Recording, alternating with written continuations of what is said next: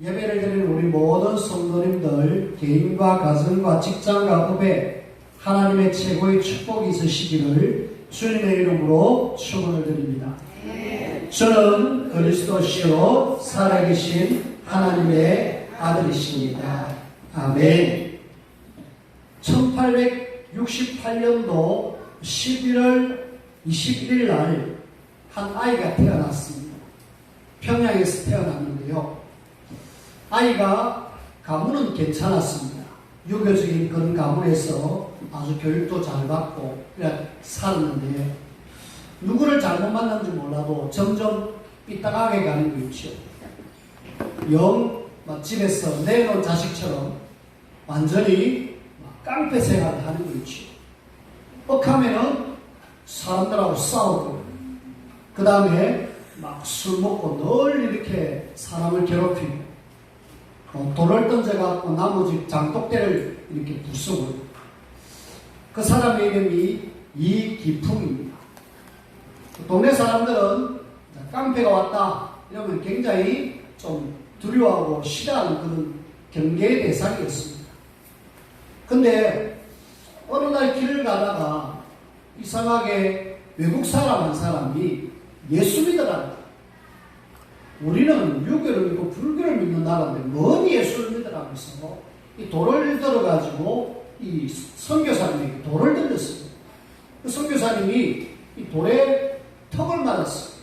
피가 출출 나면서도 그 사람에게 뭐라 이야기 안 하고 이기풍이 그냥 도망가 버리고 있죠. 그런 피가 철철 흘리는 속에 이제 선교사님이 돌아가고 계속 선교사역을 이었지. 근데 이 사람 머릿속에 내가 저렇게 해코지를 했는데 저 사람이 왜 가만히 있지? 고발해도 고발할 건데 왜 가만히 있지? 그러면서 뭔가 하면서도 계속 나쁜 짓을 하는 거 있지. 어느 날 다른 선교사님이 이 사람을 만나가지고 정확하게 복음을 전했습니다.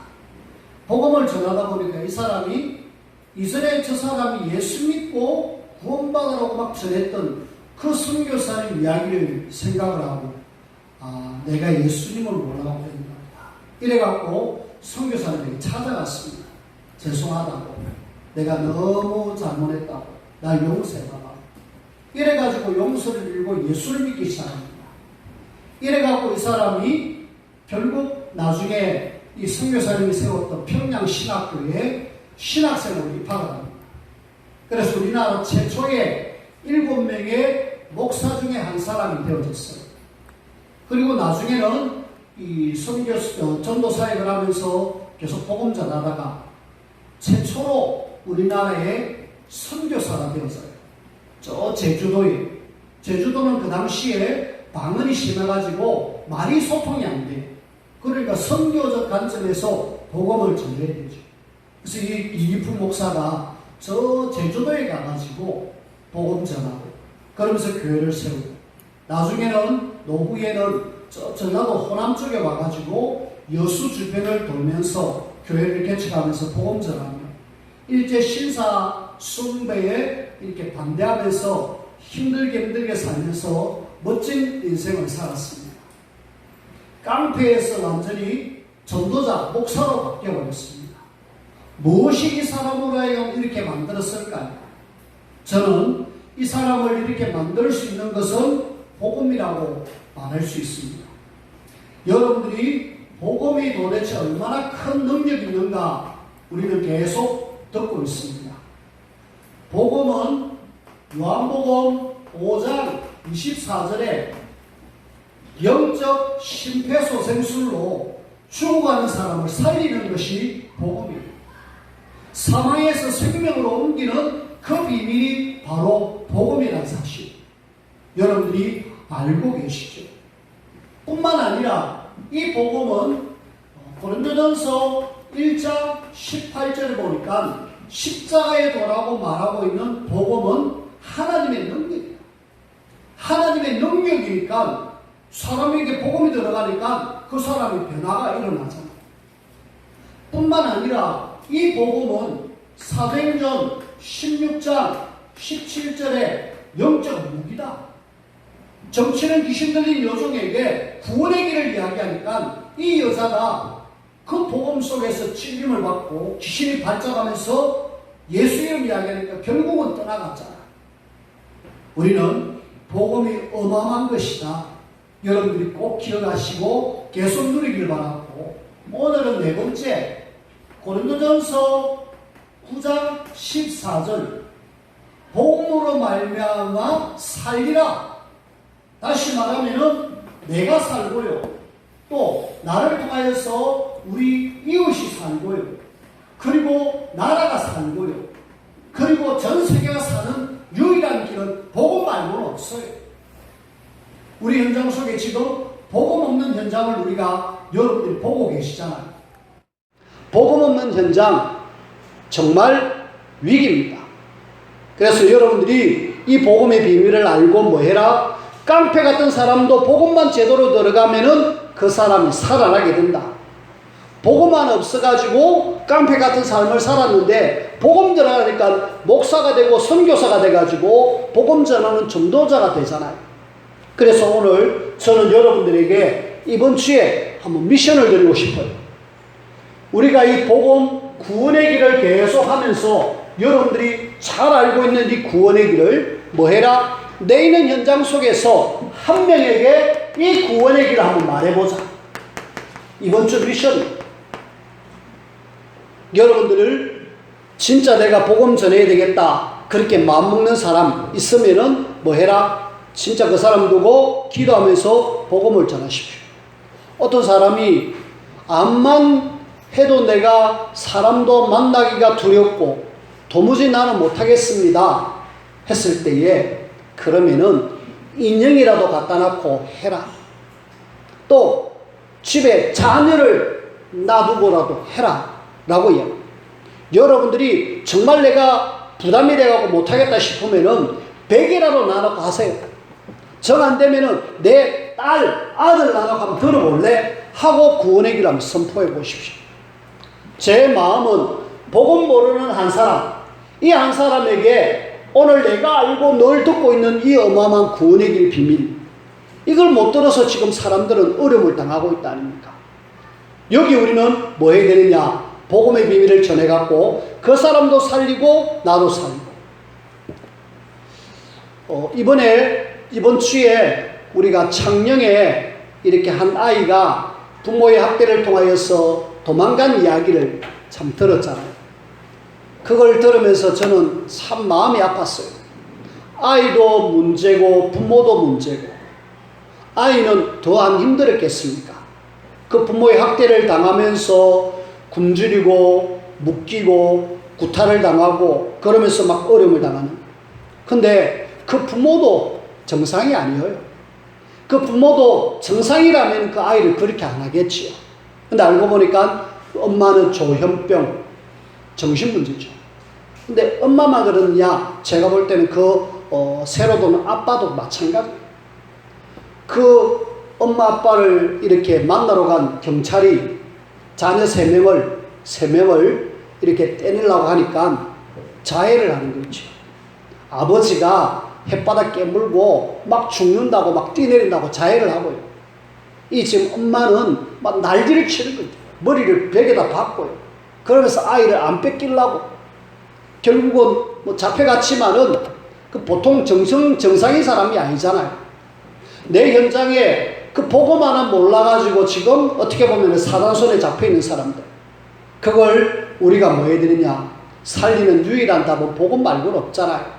그래서 내 현장 속에 내 바로 옆에 이런 사람이 있을 것이다. 분명히 우리는 전해야 됩니다. 일전에 풍림 아파트에 이렇게 소개를 받아가고 갔던 어떤 한 분, 그분은요 우울증이 심각해가지고 아예 집을 안 놓습니다.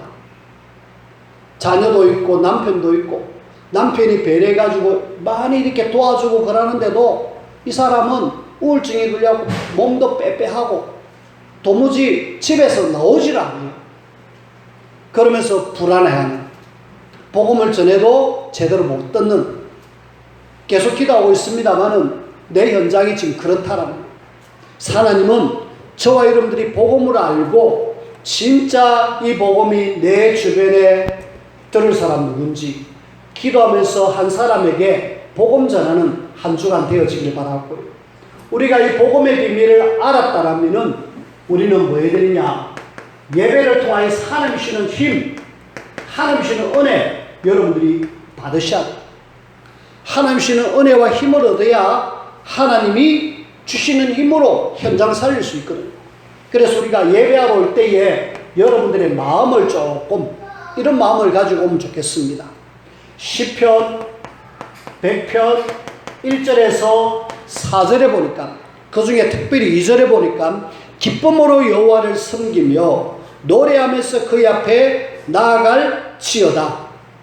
그리고 100편 4절에 보니까 감사함으로 그 문에 들어가며 찬송함으로 그의 궁중에 들어가서 그에게 감사하며 그의 이름을 송축할지어다. 우리가 오늘 예배하러 오면서 마음의 설레임, 기쁨, 감사 이런 마음으로 오셔. 와, 오늘 비도 오는데 꼭 교회 가야 되나? 내가 오늘 주일 좀 집에서 좀 편안하게 쉬고 싶은데 그런 마음이 버려지고 정말 내가 주님 앞에 나가는 기쁜 마음, 감사한 마음, 설레이는 마음으로 여러분들이 오셔야 돼요. 마음 상태가 중요하거든요. 그러면서 여러분들은 또 어떤 마음으로 와야 되느냐? 시편 107편 9절에 어떤 마음이냐? 사모하는 영혼에게 만족을 주시며 줄인 영혼에게 좋은 것으로 채워주신다. 사모하며 줄인 마음으로, 어떻게 보면은 하나님을 사모하며 갈급한 마음으로 하나님께 오시라. 그럼 하나님은 뭐 하시겠다? 하나님은 만족을 주시고 좋은 것을 채워주시겠다.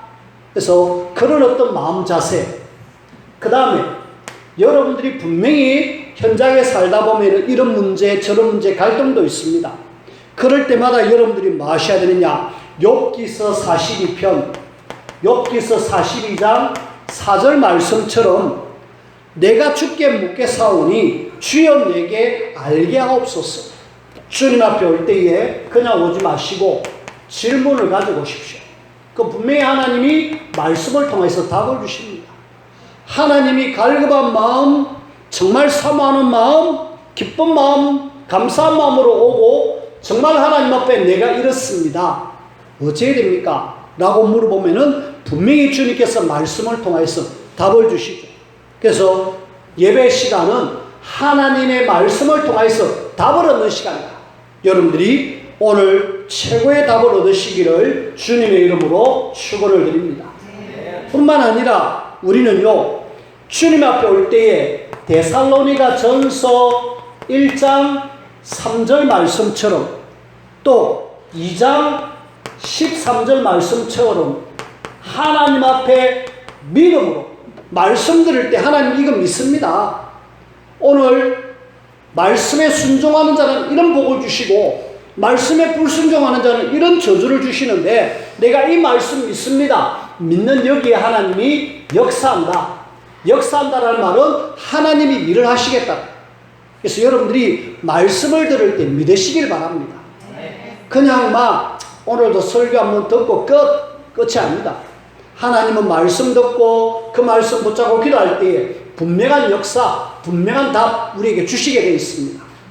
그리고요, 하나 더 고린도후서 1장 20절에 보면은 뭐하라? 하나님의 말씀이 떨어질 때에 아멘으로 하나님 앞에 영광을 돌려드리라.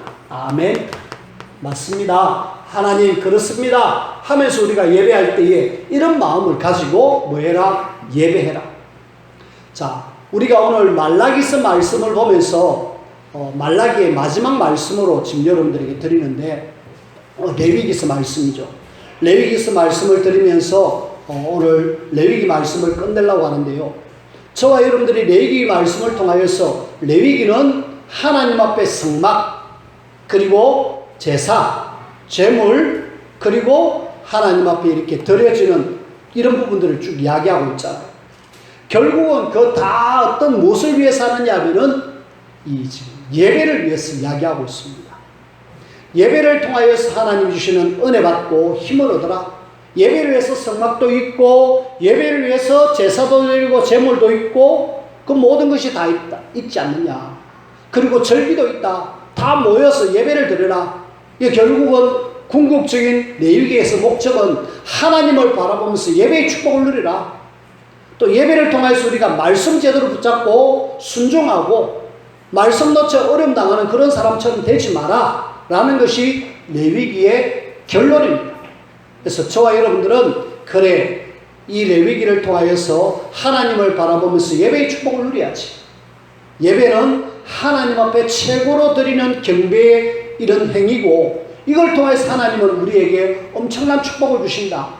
그 중에 예배를 통하여서 하나님의 말씀이 전달되어지기 때문에 그 말씀을 나는 절대로 놓치지 않겠다. 그런 마음을 여러분들이 가지시고 예배에 임하는 그런 우리 모두가 되어지길 바랍니다. 자, 오늘 이 말씀에 이렇게 순종하면은 하나님은 분명히 축복, 그 다음에 말씀에 불순종하면은 결국은 하나님은 많은 재앙, 저주, 요 내용인데요. 이 내용이 레위기서 26장에도 나오지만은 신명기 28장에도 비슷한 말씀이 나와요. 하나님의 자녀가 말씀에 순종할 때에 또 말씀에 불순종할 때에 그러면 하나님은 우리 보고 말씀에 순종하란 말이죠. 하나님의 말씀에 불순종하란 말이 아니라 하나님의 말씀에 순종해서 이런 복을 받아 누려라 라는 이야기잖아요. 우리가 창세기 2장 17절에 선악을 알게 하는 나무 열매 따먹지 말라. 따먹는 날에는 내가 정령 죽는다라고 말했는데 그걸 따먹으란 말입니까? 따먹지 말라는 말입니까? 먹지 말라는 말이잖아요. 그거 먹으면 너 죽는다. 먹지 말고 너 마음껏 그 마음껏 다른 거 다 따먹어라. 생명나무도 따먹고 따먹어라. 그건데 사단은 안타깝게도 이 하와에게 와가지고 아니다. 따먹어라. 따먹으면 네 눈 밝아서 사람처럼 된다. 따먹어라. 말씀 놓치게 만들고 말씀 불순종하게 만들었습니다. 그 때문에 이 땅에 모든 문제가 왔거든요. 하나님의 자녀에게 말씀 주시는 것은 하나님이 축복 주시기 위한 하나님의 방편이지 결코 어려움 당해라 그게 아니거든요. 근데 이스라엘 백성들의 모습을 보면은 계속 뭡니까? 하나님 말씀에 불순종하잖아요. 애굽에서 나오고부터 계속 불순종합니다. 그러니까 하나님 앞에 불순종하는 사람은 결국은 문제하고 어려움 올 수밖에 없습니다. 예배에 가장 중요한 하나님의 말씀을 듣는 여기에 여러분들은 늘 아멘 순종합니다 하고 해서 오늘 하나님 주시는 최고의 응답, 최고의 축복 우리가 받아 누리기를 주님의 이름으로 축원을 드립니다. 아멘. 자, 축복과 저주 이전에 하나님은 먼저 하나님의 백성에게 요구하시는 것이었습니다. 이 백성에게 요구하는 것이 1절, 2절에 나오는데 그 중에 보니까 1절에 너희는 자기를 위하여 우상을 만들지 말라. 우상 숭배하지 마라. 우리가 섬겨야 될 분은 하나님이지 하나님 말고 자꾸 다른 거 섬기는 이것이 문제인데 안타깝게도 하나님의 자녀인 이스라엘은 이렇게 말씀했음에도 불구하고 가나안 땅에서 많으냐 거기에서 영향받은 우상 계속 섬깁니다. 계속 섬기면서 하나님 안 바라보잖아요. 그때마다 전쟁, 재앙, 고통이 왔습니다. 그래서 우리는 하나님 바라보는데 방해되는 요소 끊으라. 요즘 유 목사님이 단살이라고 이야기하잖아요. 혹시 드러나 보셨습니까? 처음 듣는 분은 아마 오후 예배에 참석 안 하시는 분이실 거고 메시지를 안 듣는 분이실 건데 들어보면 이 이야기를 자주 합니다. 이 이야기가 뭡니까? 끊고 버리고 떠나라는 내용이거든요. 2010년도에 일본의 야마시타 히데코라는 이런 분이 이렇게 단살이라는 말을 했어요. 좀 우리 인생을 심플하게 살자. 심플 라이프. 좀 불필요한 것 그런 거 좀 내버리고 좀 단순하게 살자. 그런 인생이 되어져야 되는데 우리는 계속 많으냐? 우상. 하나님 말고 더 사랑하고 좋아하는 것 다 우상이다. 우리가 하나님 말씀 순종하기 이전에 방해되는 모든 요소를 다 버려라. 나에게 불필요한 요소, 하나님을 바라보게 만드는 것 외에 방해되는 것 좀 내려놓아라. 좀 부끄럽습니다만은 설교 준비하다가 카톡이 오면 카톡을 봅니다. 카톡을 보다가 갑자기 유튜브를 봅니다. 그러면서 깊이 빠져들어가는 거 있죠. 이게 오늘날 참 우리에게 좋은 유익을 줄 수도 있는데 이것이 지금 우리에게 엄청난 많은 불필요한 것들을 빠져들어가게 하는 거죠. 뭐 해라? 좀 이렇게 버려둬라. 하나님을 바라보면서 단순하게 살아갈 수 있는 그런 하나님의 사람. 그래서 끊고 버리고 떠나는 단살이의 어떤 결단이 좀 있으면 좋겠습니다. 우상숭배 버려라.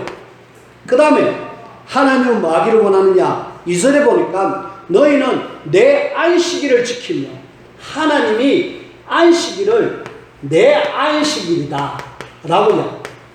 안식일 여러분들이 주일날 내가 뭐 쉬고 내가 예배드리고 그렇게 이야기하는데 하나님은 안식일은 나의 안식일이다. 이 날을 뭐 해라? 거룩하게 성회로 모이라 그랬잖아. 우리는 마치 모든 날이 나의 것인 줄 알고 살아가는데 하나님은 분명하게 너희는 내 안식일을 지켜라. 우리가 주일날 거룩하게 지켜야 될 날, 이 날이 하나님의 날이기 때문에 하나님께 전적으로 와서 예배드리는 날이기 때문에 좀 의미있게 성회로 성서로 모임으로 같이 모여지기를 바랍니다. 안식일 지켜라. 그 다음에 또 보니까 내 성소를 경외하라. 내 성소. 오늘날 교회잖아요. 그 당시에는 이 성막이잖아요. 성소도 내 것이다. 오늘날 우리가 교회 와갖고 예배드리는 이 장소도 우리가 같이 해서 교회로 세워서 하는 것이 아니라 하나님께서 성소로 만드셨다. 다 예배를 위한 하나님의 방법입니다. 이것이 다 뭐냐? 하나님 앞에 예배의 축복을 누리기 위해서 안식일을 거룩하게 지키고 주의 전에 나와서 하나님을 바라보는 그런 부분들. 그래서 말씀 듣기 전에, 말씀 순종하기 전에 먼저 이런 부분들을 백성들에게 요구하고 있습니다. 그러면서 오늘 3절부터 너희가 내 규례와 계명을 준행하면, 규례와 계명이 곧 하나님의 말씀입니다. 말씀에 순종하면은 어떤 하나님의 축복이 있는가? 오늘 성경을 보면서 한번 살펴보십시다. 제일 먼저 4절에 보니까 내가 너희에게 철따라 비를 주리니, 여러분 비가 안 올 때 얼마나 힘든 줄 아십니까? 비가 우리에게는 지금 와서 너무 감사하지만은 그 가나안 땅에 이스라엘이 거주하는 그 땅은 비가 잘 안 옵니다. 비가 안 오면은 얼마나 농사가 안 되는 줄 아십니까? 하지만은 하나님의 말씀에 순종하면은 철따라 비를 주리니 땅은 그 산물을 내고 밭의 나무는 열매를 맺는다. 자, 오늘 보니까 하나님이 비를 주셔가지고 뭘 하시느냐? 하나님이 땅에 축복을 주시는 거 있죠. 농산물이 농사가 잘 되어지는 그런 축복 뿐만 아니라 5절에 보니까 너희 타작은 포도 딸 때까지 미치고 너희의 포도 따는 것은 파종할 때까지 미친다. 너희가 음식을 배불리 먹고 너희 땅에 안전하게 가야겠다. 일단은 완전히 풍년을 이야기하고 있죠. 우리는 먹고 사는 것이 어떻게 보면 굉장히 중요한데 하나님 말씀 전적으로 순종하면은 하나님이 먹는 것 책임지시겠다. 절대로 우리는 염려하지 마시기를 바랍니다. 하나님의 자녀는 하나님 책임지겠지만 더더구나 말씀에 순종하면은 하나님이 완벽하게 여러분들의 삶을 책임지시겠다. 그 다음에 5절 끝에 보니까 너희의 땅에 안전하게 거하리니 내가 그 땅에 평화를 줄 것이다. 자, 우리는 오늘 보니까 평화. 이 땅은 지금 전쟁의 삶을 사는데 이 레위기서 말씀 주실 때 광야 땅이잖아요. 광야에서 가나안 땅 들어가기 전인데 하나님의 말씀에 순종하면 평화를 줄 것이다. 보십시오. 너희가 누울 때 너희를 두렵게 할 자가 없을 것이다. 우리가 누워있는데 편안하게 잠을 자면 자야 되는데 걱정이 생겨서 혹시 우리를 공격할 사람이 없을까? 그런 거 없겠다라는 거예요.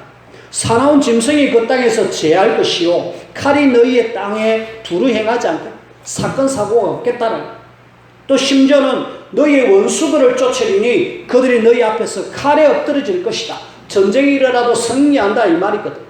여기 보시죠. 8절에 또 너희 5이 100을 쫓고 너희 100이 만을 쫓아 5명이 100명을 쫓아버리고 100명이 가면 10,000명이 쫓아. 일당백. 하나님의 자녀의 말씀에 순종하면은 어떤 전쟁도 승리할 수밖에 없음을 지금 말씀하고 있습니다. 뿐만 아니라 9절에 보니까 내가 너희를 돌보아 너희를 번성하게 하고 너희를 창대하게 하겠다. 어디서 본 거 안 같습니까? 창세기 1장 27절 28절 원래 하나님이신 최고의 축복, 번성하고 창대하고 모든 것 주시는 하나님, 하나님의 말씀에 순종하면은 번성하고 창대하게 될 것이다.